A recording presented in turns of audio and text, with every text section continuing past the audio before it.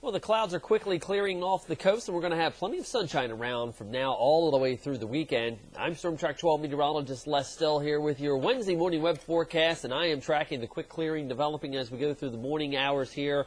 High pressure is going to be in control of our weather with dry weather from now all the way until probably about this time next week.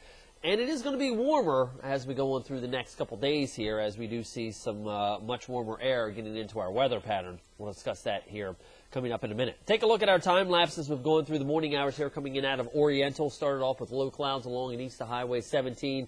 And now as we've gone through the morning hours here, we're watching the drier air punch in from the north.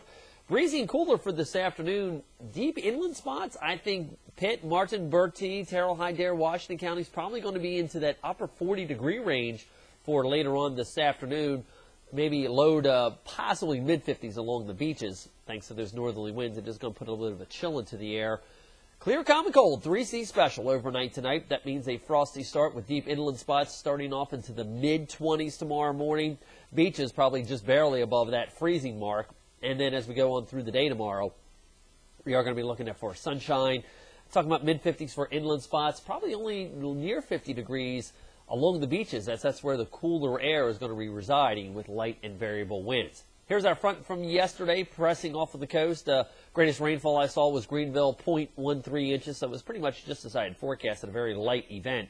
And now take a look at what we've got going on here. Big clear skies across the center portion of the United States. Meanwhile, as the weather normally happens, when one area of the country is enjoying the nice weather, that means another one's enjoying the not so nice weather, and that's exactly what we're going to be seeing. This is going to be the big headline maker over the next couple days here across the Pacific Northwest and also the West Coast with the heavy rainfall, probably mudslides out there. As the trough dumps in the west, that means the ridge is going to be building to the east here across to the Central Plains and coming into our neighborhood as we head on into the weekend. So all the clear skies you see across the Central Plains, that's going to be being delivered to us. Here's what it looks like as far as the jet stream level is concerned. Now, we do start off a little on the chilly side with that quick shot of Arctic air coming our way. Keep in mind, central and southern Canada, especially northern Canada as well, going up towards the Arctic Circle, the snow was already there. So you've got the snowpack down, so these air masses that come down don't really get a chance to modify all that much as they were coming over pre-refrigerated ground, if you will. Because of the snowpack, we don't warm up or modify the air mass all that much. You'll notice, though, as we head on in through the weekend here, we start to get the upper level ridge starts to come eastbound here. A weak little trough works by, could bring us maybe some high mid-level clouds as we go through Saturday into Sunday. But then notice where the upper level ridge starts establishing itself over the Gulf Coast states, and that's going to bulge northeastward.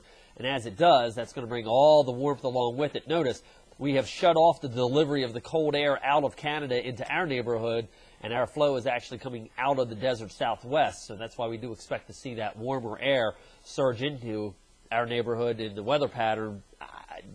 I think we're probably in the mid-70s by early next week. Now, again, on the front side of the high, though, it is a little on the cold side. You'll notice Future Track does show high temperatures only with those northwesterly winds into the upper 40s around the northern counties for the day today, back into the 20s overnight tonight.